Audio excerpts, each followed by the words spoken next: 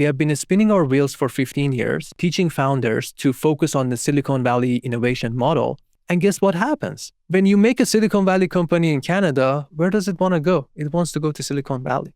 So we are losing founders by teaching them about somebody else's solution. And it's time for us to refocus our efforts towards a model that's native to Canada, a model that focuses on the things that we have as Canadian values. Be reliable, focus on the people that work in the company, focus on your customers. And I feel like that resonates much more with a Canadian than move fast and break things. I see that we get a lot more reward when we talk about stability and creating industries that think long term. Welcome to Canada Now. I'm Ashley Smith, and every week we dig into the bold ideas, real stories, and fresh perspectives shaping Canada's future. Let's get into it. Hello, everybody. Welcome back to Canada Now, where we dig into the ideas, innovations, and leadership shaping Canada's future. I'm your host, Ashley Smith. Today's guest is Arman Mottaghi, the founder and CEO of Properate, a social purpose climate tech company focused on accelerating the transition to net zero homes. Arman sits at the intersection of housing, energy, climate policy, and technology, building tools that support homeowners, trades, utilities, and governments through the entire home energy upgrade journey. He's been recognized as a Canada Clean 50 emerging leader and has spent years working not just as a founder, but as a system builder, including serving on the board of the BC Sustainable Energy Association. What I find especially interesting about Arman's perspective is his belief that Canadian founders may want to think differently about how they build companies, not necessarily chasing the Silicon Valley playbook, but focusing on long-term value, real revenue, and impact that actually lasts. We're going to talk about why homes are one of the most underestimated climate levers, why indoor air quality may be the next trillion-dollar industry, and what it really takes to build meaningful climate technology in Canada today. Arman, welcome to Canada Now. Thank you so much for being here. Thank you for having me. I don't know what to add to that lovely introduction, so it may be a short one. We'll see. Well, I do think it's important to give the audience a bit of context about who you are, what you do, what your goals are. So why don't we start with that? Why don't we talk about Properate and maybe any origin story that might be tied with it and your mission? Everyone's origin story is their parents. I was born in Iran to my parents. My mom had a full-time job, which wasn't like every woman in the country at the time. She was going to university and she was raising me, and she made it look easy doing all of this. And my dad has started his company from the scratch and made this landscaping and building business that just was inspiration for me. Really, both of them showed me how to have dignity and how to want good things for people and how to do something that's right, even if it takes sacrifice. So when we all came to Canada, I just wanted to do something that's important and meaningful for me. And the thing about me is that I've always been good with computers. Like since I was a kid, that was just my favorite toy in the home. I would just always sit behind the computer, even though I didn't know much about it. And I got really good. And what they told me is that if you want to go learn something in the university, don't go to computer science because you're a computer nerd. You will figure it out. So when I wanted to go into something, almost serendipitously, I just went into build space, and I learned about building science. I learned about this science of making sure our homes and our buildings overall, they are healthy and they're durable and they're comfortable for us. But when I was looking around, I really wasn't seeing this knowledge being applied. I was seeing that people, constantly having health issues in their home. Even if you have a job that's outside of your own home, you're still spending 12 hours, maybe a day in your home. And the air quality, the temperature, the kind of particulates that are in your air, we had the science for them. Like when I was in academia, I could see that we knew what's going on, but this knowledge wasn't being translated to the public, especially when we talk about single family homes, houses, because there's so many of them They all have already been built over the last many decades. And it's really hard to go back and start fixing things there. So I was seeing all of that, and I was feeling that I want to do something important because, that's really how I've seen it being really rewarding. And at the time, I was just fresh out of university and wanted to start something. And I made this, in hindsight, this really boneheaded decision. Kind of almost underselling it to say boneheaded, but it was like I had no connections. I didn't know anybody. I didn't have any credentials, but I was like, I really want to solve this problem. I want to put this knowledge in the hands of people and help them make decisions that makes them healthier and improves their life. And software was my strength. I knew that I can probably really amplify this message by putting that building science that I learned into simple software packages, a website that's asks you a questionnaire and understands what you need, and then compiles some data from the home you have and from the databases that we have about your climate and the things that will affect your home, and then give you a tailored advice. Instead of telling you to go and read a 300-page PDF that you will not understand what it says, just tell you what you need to know today. And is there maybe a plan that you can have that is speaking to your priorities? If your priority is to make your home more livable for yourself, is to save on energy bills, if it is to help with climate change, all of those things could be addressed with this. Somehow, which kind of almost also beyond my own belief, there was a lot of support for this work that I was doing. So slowly from, that little bedroom in my parents' home, I could start to actually grow the business and have an actual office and start having sales and hire people. And today, I'm so happy that we are one of the biggest, if not the biggest, providers of energy assessment for homes in Canada. We have a really thriving team. We have a suite of products. Just in BC, our products have been licensed to over 1 million homes. And we are going into new markets, such as contractor businesses. So we created a mobile app for contractors that they can leave the pen and paper that they use. They can leave it at home and they can take a phone with them and just move the phone around, and they will get scans of the buildings. They collect all of the information they need. And whenever we go out there and we show these things to people, we just get this belief that these things actually exist. And I am so happy to be the person who is able to do that and who managed to do it. And beyond that, I think Properate, the company that we have, is not only has an amazing mission and an amazing way of solving the problem, but also it has an amazing story itself of how we got here. Yeah, I'm really impressed. I'm thinking a lot about how this highlights the gap that maybe still exists to some extent, but certainly existed before you put this together.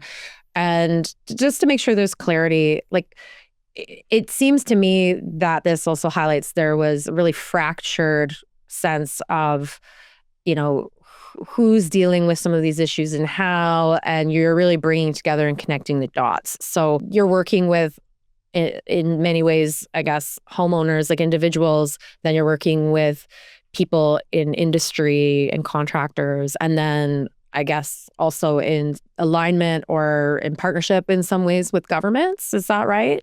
Can you just paint the picture in that way so we get a sense of how you're bringing this together? When you want to solve the problem that I saw, which is that homes are not tuned to our needs. Unfortunately, the challenge there is that it's not only one thing we are fixing. Like if I could have come to you and I could have said, hey, I'm going to change this boiler and I'm going to, make you save so much in your energy bill. Mm-hmm. It would have been a no-brainer. We would have gone and just fixed everything. But the challenge there is that it's not just a return on investment. And it's not just like one aspect of the change we are making. It's really holistic. Mm-hmm. So you need to go and start seeing it as an equation. First of all, Return on investment, it means I'm spending some money up front to do an upgrade, and then I'm saving some of the energy bill that I have. Well, that is great. That's a part of the equation. And then the other part of it is maybe your health. So how do I communicate the health with you? Because when I communicate it, you won't ask for a return on investment on your health, but you need to have some form of authority and some form of understanding to go out there and start making that message. And then if I prime a homeowner, if I give them the right information, and then I'm like, okay, now go out there and do this retrofit in your home. Maybe it is that you change your insulation in your ceiling. Maybe it is that you change your windows to an option that is less noisy. If they go to a contractor that just wants to sell them the cheapest, highest margin option for them, well, the advice is not going to translate. You need to have contractors that speak the same language. This is one of the biggest challenges we saw with mechanical system installs, is that we go out there and we teach people what it actually takes to put a heat pump, a furnace, like whatever you want to heat your home, that is tuned to your need. But then you go and talk to the contractor and you get swayed in another direction because that's what they had in stock. Like, that's not what we want. So all of a sudden it's like, okay, now we have to go talk to contractors. And then when you go to talk to contractors, they tell you, well, I have to follow these things that my utility tells me. Your utility, it actually the conversation gets way bigger, because for them, they are looking at, do I want to extend another energy line into this community, or should I spend this quote unquote demand side management money to have more customers with the same amount of power that I'm selling to them? So they're investing in these upgrades in one way by either subsidizing or training contractors or one of those. But that knowledge hasn't reached them. So they are doing their own thing. So now we had to go and talk to utilities and say, hey, this is the system we are coming up with. And we think that, you need to be doing this differently. Now we have that holistic idea in mind that eventually translates to people's health. But the utility, they have a mandate from the Utilities Commission to cut their demand generation by X amount. And then you have a government. It could be a local government like a city, or a regional government like a regional district, or a provincial government in Canada, or the federal government. And they have their own programs based on their own mandates and based on what their constituency asked for. And they come into the picture, and now you have to go talk to them. Make sure that everybody's on the same page when this is happening. So when a person who is living in a home wants to make an upgrade, everybody is saying the same things. If they are getting a rebate or an incentive for somebody, the incentive they are getting is aligned in the direction that they are doing the upgrades. The conversation flowed this way in the beginning to some degree, but then when you show that you are getting a lot of traction with the people inside communities, you are making difference, then those bigger groups such as the governments, they really want to come and amplify that, because they see it from multiple angles, such as economic growth. Well, if I create this demand in the market that, hey, did you know that if you change your window, you will get a lot less dust, you will get a lot less noise, you will have a nicer sleep. So it translates to nicer sleep, but now you need more window installers. And guess what? That kid who is coming out of college, they can go get a high-paying AI-proof job that the government see that and they see, okay, this is great. And on the other side, they see that they have gone to COP conference in Paris and they have signed under a document that tells them they need to cut their emissions. And this has a secondary benefit in cutting emissions. So now they want to come in and they want to start to do that work. So we found ourselves in a situation where we were actually licensing our tools to the government. So for example, today, if you go to the BC Home Energy Planner, which is for the province of British Columbia, that's a white labeled version of the self-service tool that we provide for the people. And they incorporated their own priorities, their own look and feel and design language and the things that they really cared about in that interface with the expertise that we brought to them. But it really talks about all of the priorities that governments at different levels have. That's how we really had to cast a wide net. Yeah. And it's hard to explain it to somebody. It's like, okay, what do you do? Because I don't know, if you are an accountant, you're like, I do accounting. And it's clear how you make money and who pays you and why they pay you. But being in this innovator space, I have to start explaining to every person differently what's in it for them. And I dread the question when they say, how do you make money? And I have to ask, how much time do you have? Fair. I think that's fair. And I think it is an interesting challenge. And it does end up speaking to so many different pieces of the puzzle. I think you've clearly given an overview of how this can help benefit and impact, some government initiatives and policies around climate action. Even from a real estate market perspective, I think it can help homeowners who own older homes be more competitive if they're looking to sell their property down the line. But then when it comes to health too, I think about, for the individual, they're thinking about their health, their long-term health, their short-term health, but also from a government perspective, you're thinking about long-term, health costs and health care.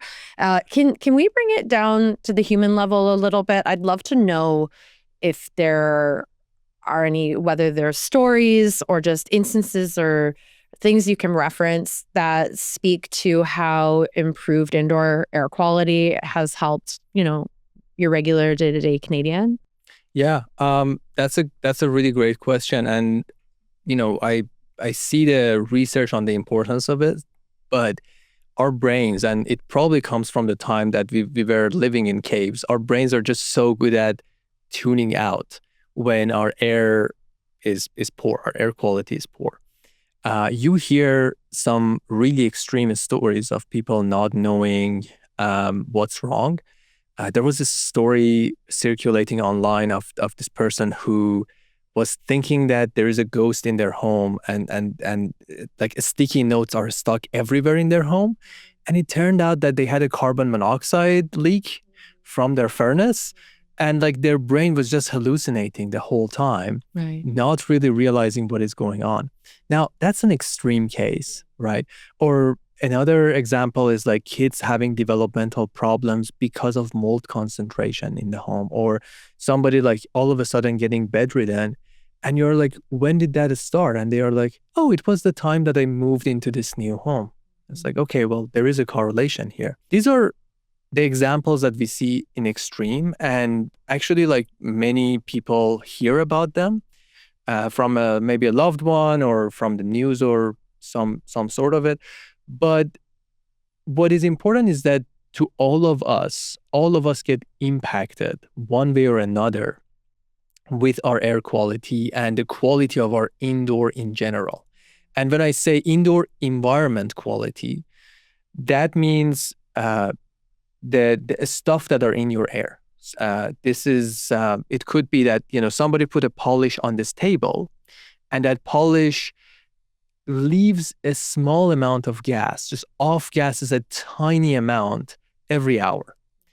And your home is just like a chemistry lab. So if a car passes by the side of your home, that car is producing some ozone, which is a volatile molecule. And this polish gas may be fine in moderation inside your home, but then it hits that ozone particle, and all of a sudden you have a volatile compound in your home. And that volatile compound goes and hits something else that was safe, and you're breathing all of these things.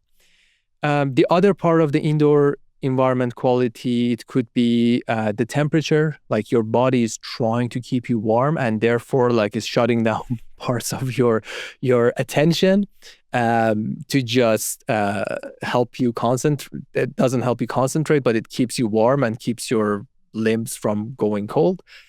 All of these things have direct effect.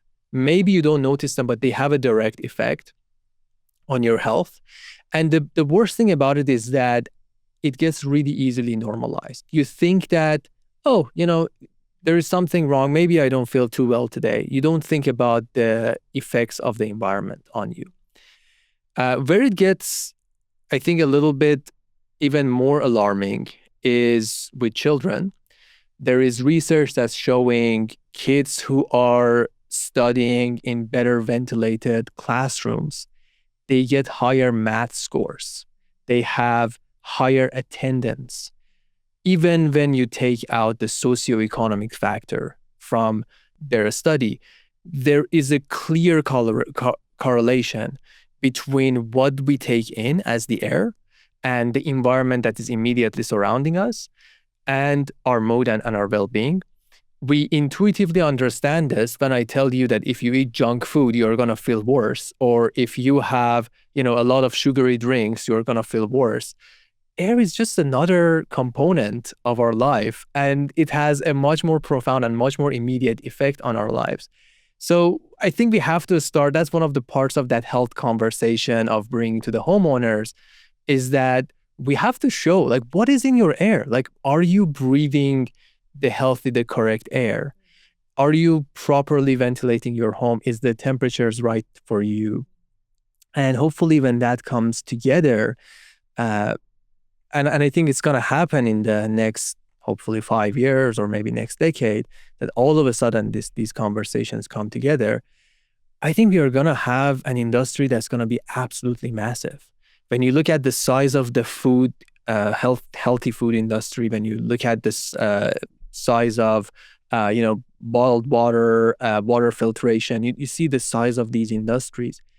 These are trillion-dollar industries. And I think that's the kind of opportunity we are looking at if we want to talk about the air. I could go in a lot of different directions. I mean, I have a 3-year-old, and this is sort of digressing. My son is 3, and he was diagnosed with type 1 diabetes at 13 months old. And that's not I'm not trying to tie this with air quality, but at the time it was a shocker because it didn't run in our family. And there's like a genetic component, it's an autoimmune disease. There's also an environmental impact that the medical sector doesn't really fully understand. And you do start thinking about what's in our environment, right? And so you think about food, you think about the things in our spaces, you think about water. I'm not trying to tie it to air, but it wouldn't have even dawned on me to think about air quality. And I wonder a little bit about, from a Canadian perspective, I think you think we live in Canada, we probably live in one of the, maybe this is ignorant, one of the most clean air environments in the world.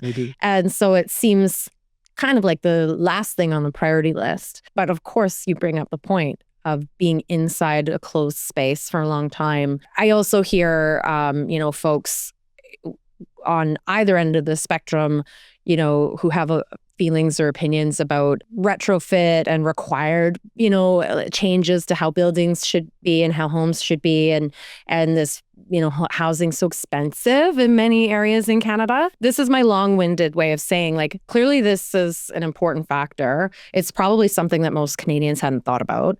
It does tie into the residential component of just home and living. And it's an area that's already somewhat of a stressful area for a lot of Canadians.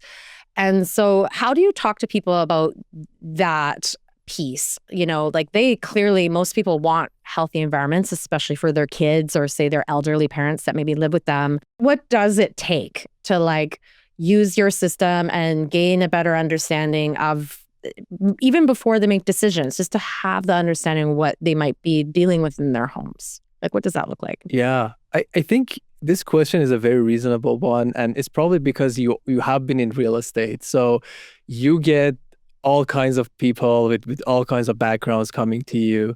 A lot of times we in green building sector, because we are in our own sphere, we forget about these values.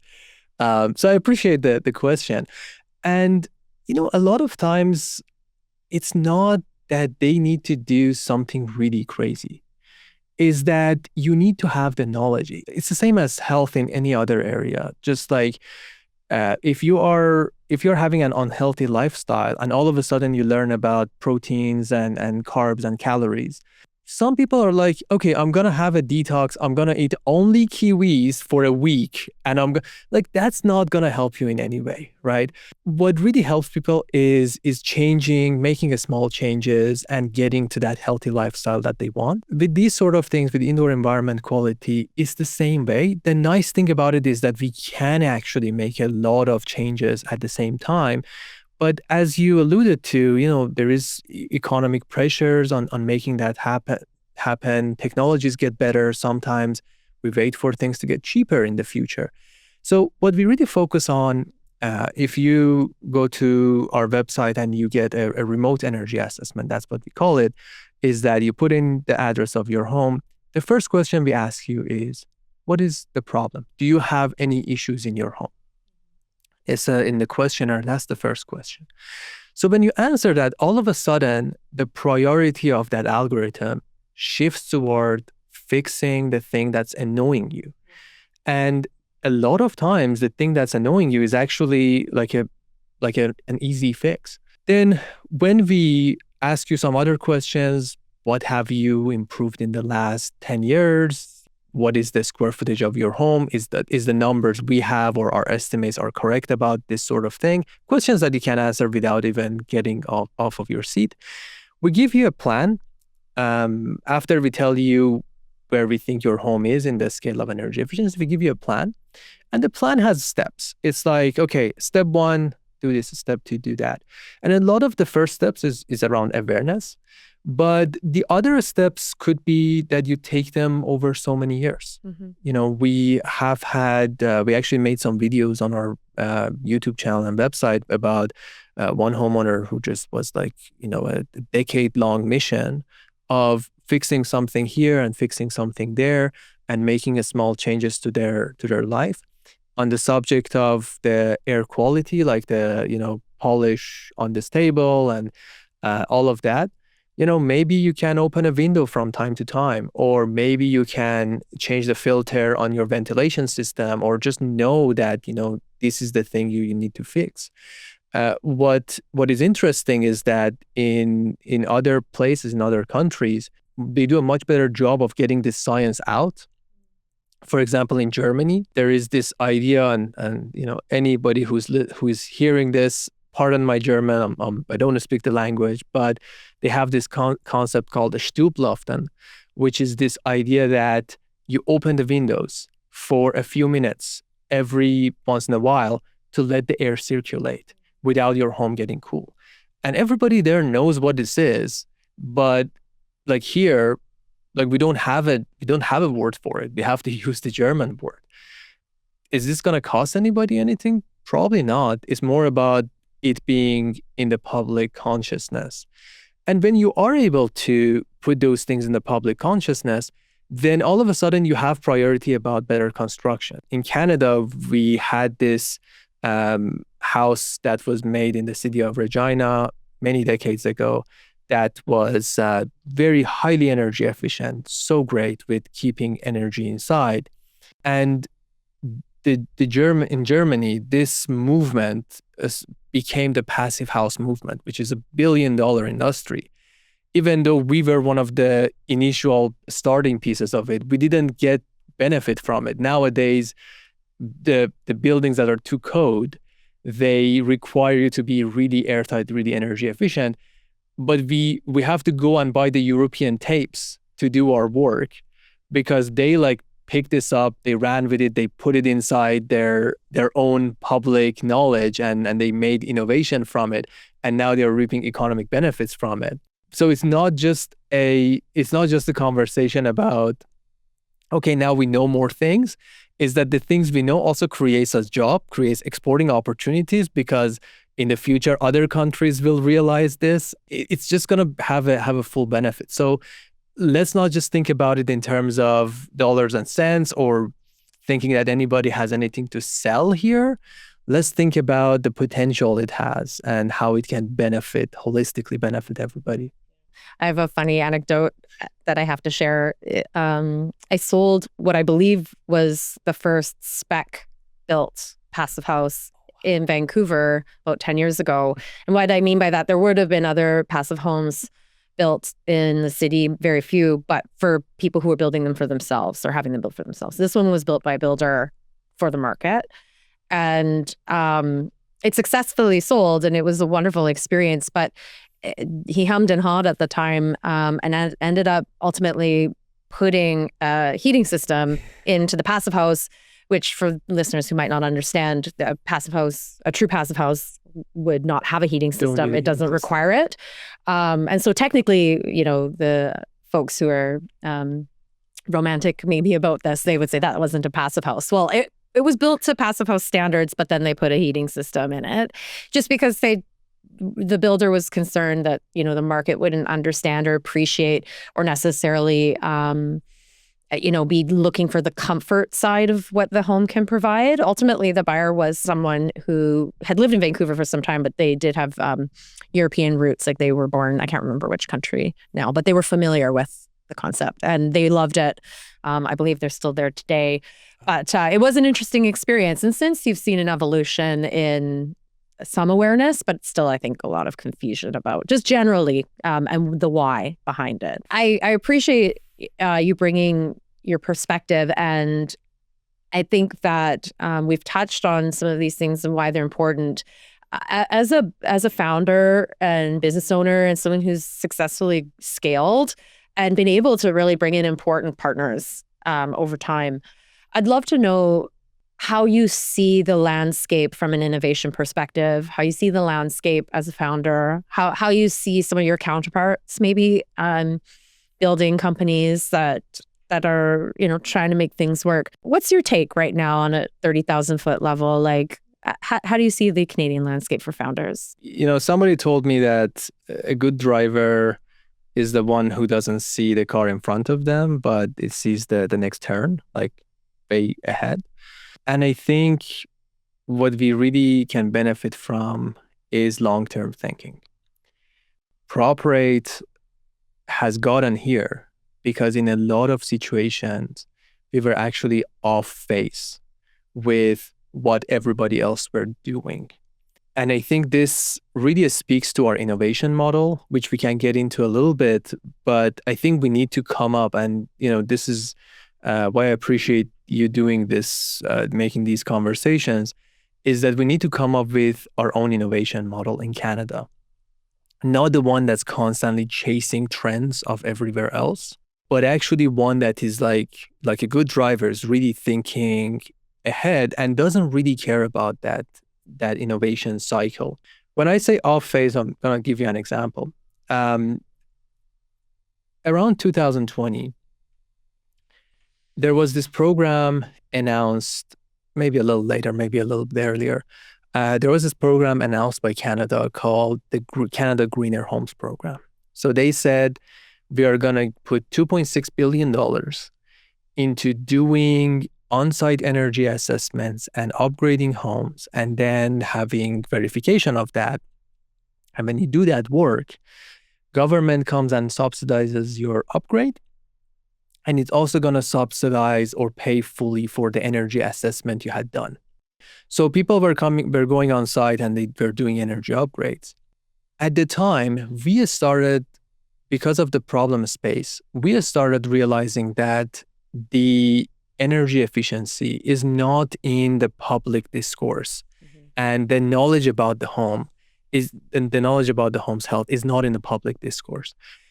And what we felt like was the right thing to do was to create a remote energy assessment technology. Is that, people go on site and they do the work, but a lot of time, by the time they go on site, the decisions are made. Homeowners don't know what they don't know. So there is a lot of opportunity lost. What we wanted to do is to create websites, to create interfaces that teaches people, for example, this idea that your home works as a system. So if you upgrade your roof and you upgrade your windows, 1 + 1 is not 2. In that situation, 1 + 1 is 3 because you are getting multiple benefits from, fixing things.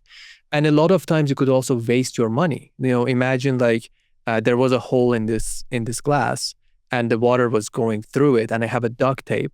I want to stop the leak from happening. If I stick the duct tape here, nothing is going to happen because I'm not addressing my leak. Same with energy. If you want to save on your energy bill, you have to go figure out where the energy leak is, not what is easy to do, but what is necessary to do. And a lot of times you didn't even know where to start with that.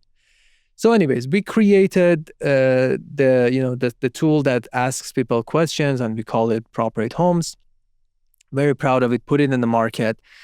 And people in the industry were like, why did you do that? Like, people go on site, they get paid, nobody pays for a remote assessment. Like, what's the point of doing all of this? But, we saw the problem. Like, we didn't really care about what's happening at the moment. And what happened was that, we did research on this. We actually showed that remote assessments can be pretty accurate compared to somebody going on site, and they can catch people at an earlier stage, and they're much lower barrier because you don't really have to prepare like hundreds of dollars to do the work, and they make a good on-ramp for those follow-up steps. And then all of a sudden we got traction, we got the government contracts, we got the users coming in, we got the utilities in the conversation. When we did that, we realized that when we hand off these people who are now educated to the on-site people, the work is really manual. It's pen and paper. It's like it doesn't really speak to their needs or what they learned from this step. So then we started to make our on-site tool, Properate Stride, which is our app that uses LiDAR technology to assess homes, to get information from the homes. And it was total sci-fi at the time, but we said, okay, this is probably technologically possible. Let us put this work in. And we did a soft launch of it. And by that time, this Greener Homes program had ran out of money. So on-site assessments and the rebates were not coming in anymore. And this on-site energy assessment, industry was getting prepared to shrink. And then everybody were like, why are you working on on-site assessments where remote assessments are so great? Mm-hmm. It's like, it's just that's what it is. The pendulum swings in different directions, and you just have to see the next thing. If we had focused on everything at the time that everybody else were telling us to, we wouldn't have had that advancement and leverage inside the people we talk to. And more importantly, we wouldn't have had this consistent growth curve. Mm-hmm. We would have had to ride waves and do that kind of work. And I see that with the broader Canadian innovation space. When I was going to the founders school, like anybody, like, okay, I want to start a company. Like, what are my resources? And a lot of times these are subsidized or paid for by public money. These schools are telling you to focus on a business model that is very much originated in the Silicon Valley. And Silicon Valley is all about cycles, is all about hype cycles and creating things based on that. We were very early to the whole AI movement. I'm talking like 2018, like way before ChatGPT thing came in. We incorporated some AI into our energy predictions. And, when you give us information about your home, well, we have to create a digital twin of this home, and we have to simulate what's going to happen if you make this upgrade or if you make that upgrade. For the engine that we have built, we were like, okay, let's use AI. And immediately we found problems there. We found a problem of what we call now hallucination, which AI just makes up things very confidently. We actually found that problem at the time. And what we realized was that, no, there is one particular envelope for AI that could actually make a lot of difference. But if this needed to work, the whole system needs to be auditable and extremely reliable. Mm-hmm. Today, we cannot say, why did AI said this kind of thing? It's all a black box, right?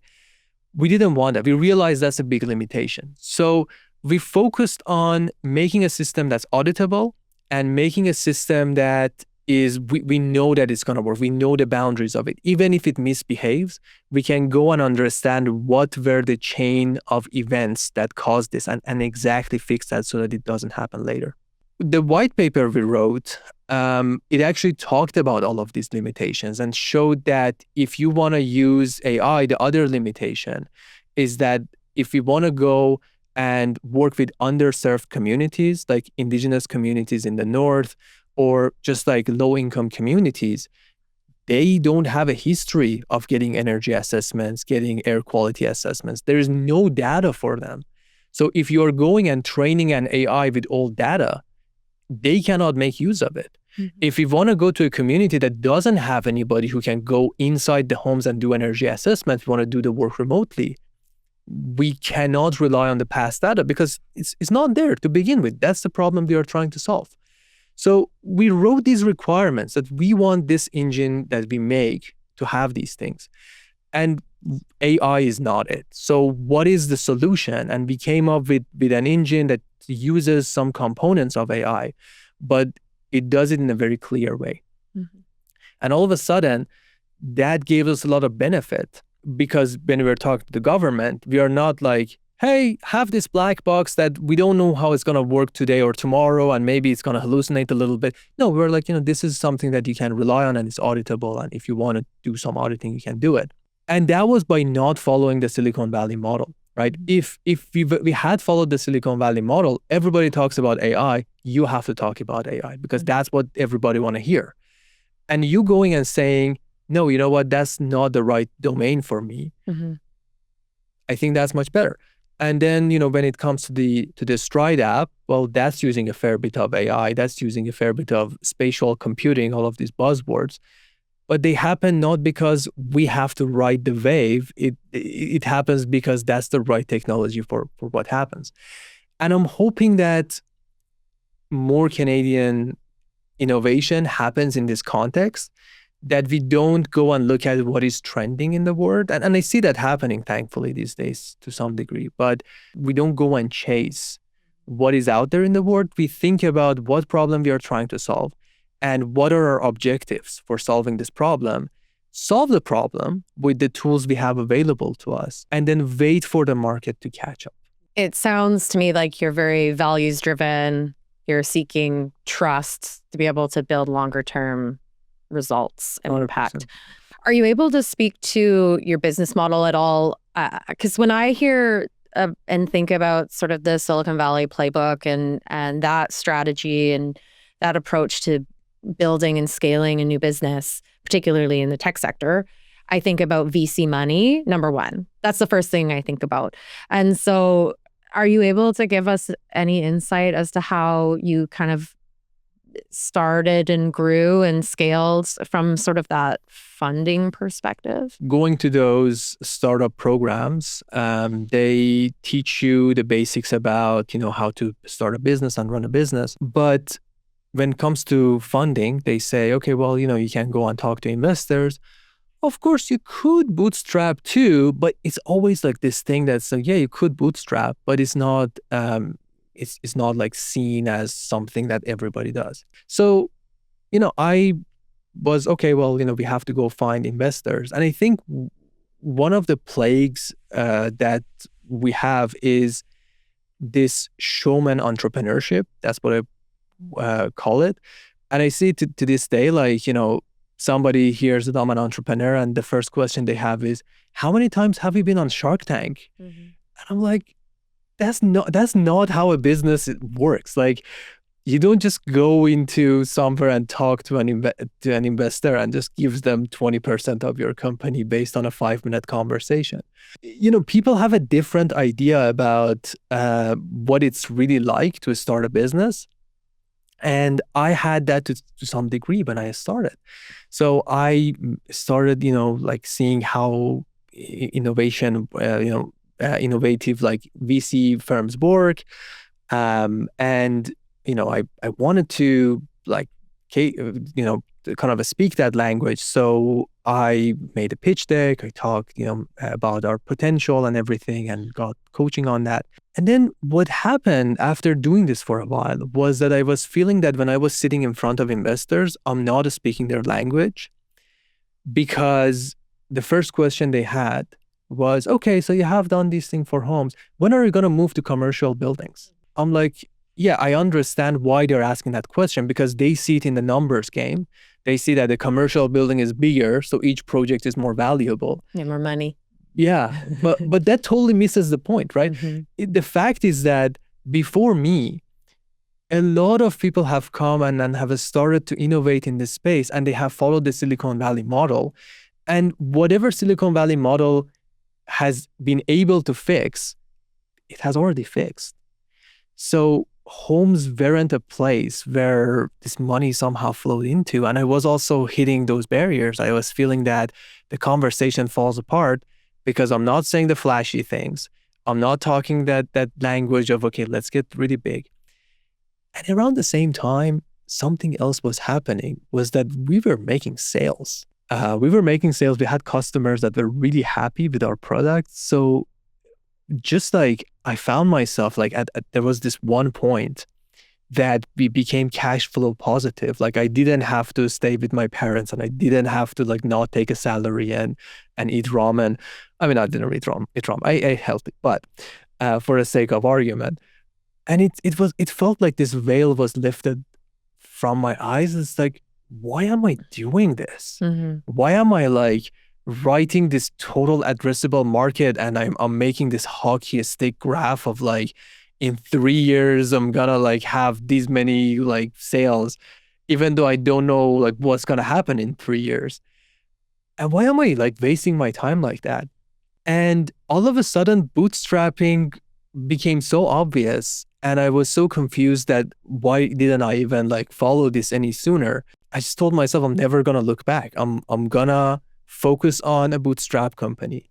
And the knock-on effect of that is that your employees, you can give them shares of the company. You can have an employee-owned business so that people are working harder and they know that their shares are not gonna get diluted to nothing. You can focus on what matters to you, not what your investors tell you. Like, the whole thing about going with remote assessments, not using AI the way that it was, or doing the investment we did on Stride, which at the time, it just felt like not the trendiest thing to do. It's all because it was only us. There wasn't any outward pressure of working on this business. And you were making money. And we were making money. And the other thing was that, like, when I went to any customer, their first question was like, okay, well, if you're a venture funded company, like, we know how it works. We know you're going to give us something for a nice package, and then you're going to jack up the price, and then you're going to remove the features, and we're like, no. Mm-hmm. This is what you get. This is our model of innovation. We are actually a very stable Canadian-owned company, and you can count on us on all of that.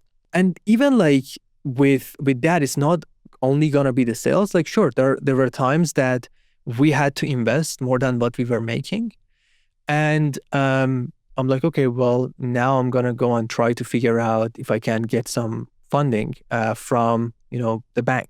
Vancity had, which is who we bank with, they had this interface that, you just get a time to ask them about a line of credit.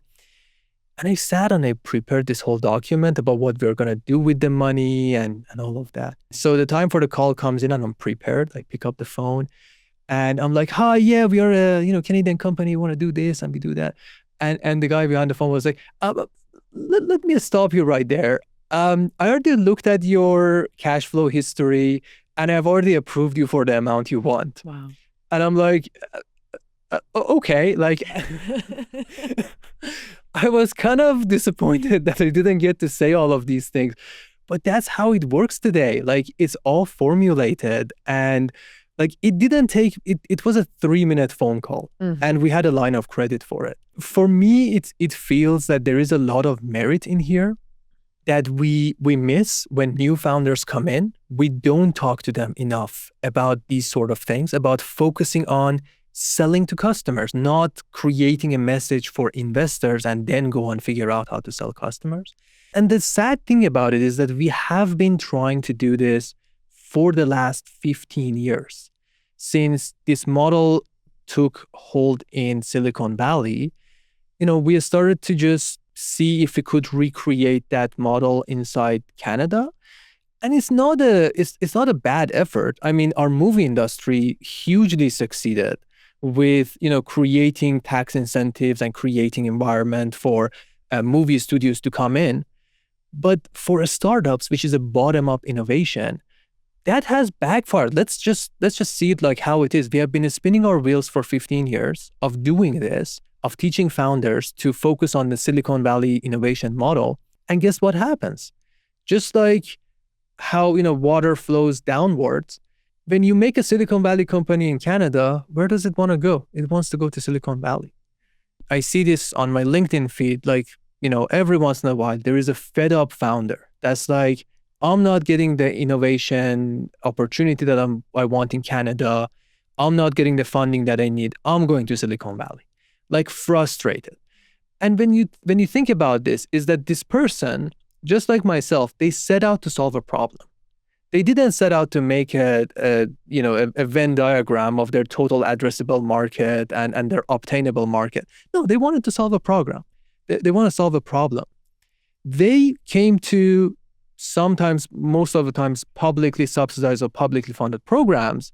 They thought them to make these spreadsheets for something that's not really available, opportunities that are not available for everybody in Canada.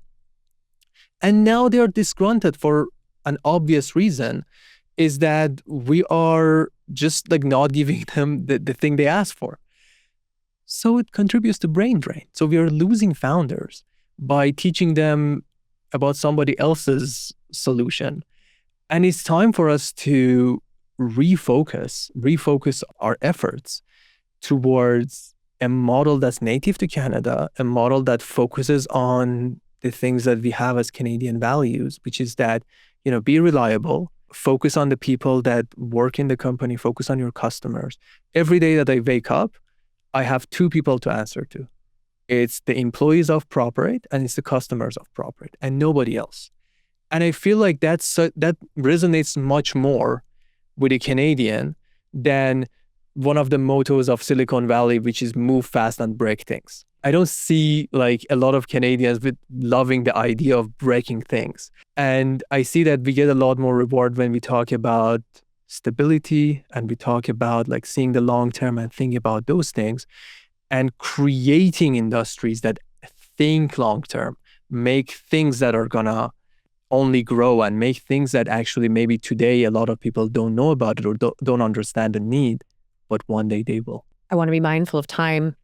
But I am wondering that if you were speaking to a young founder today who had a good idea and maybe from your perspective, the talent, where would you steer them for taking in order to help them make their first decisions? Is there anything you're seeing in the landscape that could be helpful? Or if everything you're saying is true, and it really resonates with me and some of the things I've seen, what's the next step? The one thing about innovation is kind of like making good music. If you follow someone else's formula, you will not succeed. You have to follow some things, and then you have to create your own uniqueness. You have to add your own uniqueness. When I talk to a new founder, the first thing I tell them, and this is, I think, the most important thing, is that you have to learn to say no. It's much more important what you say no to than what you say yes to. And I don't mean to be confrontational. That's not what I mean. Like, I don't want somebody to go out there and be like, no, that's not what I'm saying. I'm saying that when you start out a business, it's kind of like you have 10 baskets and you have only 3 eggs. Maybe one basket is marketing, maybe one basket is sales, maybe one basket is like doing research about your work, one basket is HR. You have to make a decision, make a conscious decision about which egg goes into which basket, and there is no way you can fill out all of them. So what you say no to is very important. Starting out without having, a huge amount of funding behind you is of course difficult, but you choose to say no to things. For example, having a flashy website. No, you know what? By the time that we were, selling a very, very high number of like licenses, we didn't have a nice website. We didn't have social media. Like that's not what it was. What we really spent our time was doing a research and answering all of the questions with a backing. So when I come and sit in front of you and you ask me a question, you're actually convinced. What we really focused on was going and working with the homeowners and seeing that they respond positively to what we have, and we're actually solving a problem. So I can come to you and say, hey, in your jurisdiction, maybe there's 1,000 homeowners that are actually like have already visited this website. When we started like working on our Stride app for doing heat pump sizing and on-site energy assessments, what we really focused on was first going and doing the things that don't scale, which is actually a Silicon Valley motto, but I also steal that totally, is going and doing things that don't scale. Is don't worry about what it looks like, the program looks like. Worry about who is going to use it and if they're actually benefiting from it. When you have those figured out, then you can focus on other things. But saying no is really important. And I think even in a broader context in Canada, like what are we collectively going to say no to, even though it sounds like a great idea? Maybe Canada doesn't need to have a foundational AI model, right? Maybe we can use that innovation in another way. Or maybe we can see that, somebody makes an AI model and another country distills that model and it's almost as good. Maybe instead we can focus on the things that are benefiting us and solving our problem. And then when other people have that problem, we start to create this, we are sort of establish this Canadian model, and gain benefit from it. I really, really appreciate your insights, Arman. I could probably have this conversation for another hour. I think I'm going to be struggling with how to title this episode, whether we're leaning into innovation around home air quality and some of the cool things you're doing with that, or whether we're talking about how to really think about Canadian startups and building innovation in Canada. So I really want to thank you for joining me today on Canada Now. Perhaps we'll have you back and continue on. Last thing, where can people find you? I will link in the show notes your LinkedIn. I'm sure we'll get some of your thought leadership pieces in there as well. We'll put your website. Is there anything else or anywhere on the website, for example, you'd want to guide people to if they're interested in any things you're talking about? They can go to properate.io. That's, the thing that I'm spending all of my attention on and thinking about a lot is the website has a header that's homeowners, professionals, governments, depending on who they are and what they do. We also really focus on like giving people that experience that they can try their own home and see what it shows. And if they want to use that for their work, well, that's what they get. And, going back to that, to what this conversation was, I think what I really care about is more people coming into this space of innovation, which is around indoor environment quality, which is around retrofitting homes, increasing that throughput and also the demand in the market for that. And I think when people look at that, I just want to put Properate as an example of a company that had tremendous success on all fronts, with the way that we run the business and with the way that we put products out there. As you can do this. You can absolutely come in and be another hand that's helping with this. And we can also like make a Canada that is healthy and homes that are healthy and homes that are in tune for their people, and as a result just make a much improved indoor environment for our neighbors and our people in the community. Well, thank you so much. Everyone, thank you for tuning in to Canada Now. I hope you enjoyed the episode. If you're listening on audio, please make sure you're subscribed and make sure you're checking out the YouTube channel as well. And please share if you like this episode. Share with the founder friends, share with people who care about the things we talked about today. And until next time, have a wonderful day.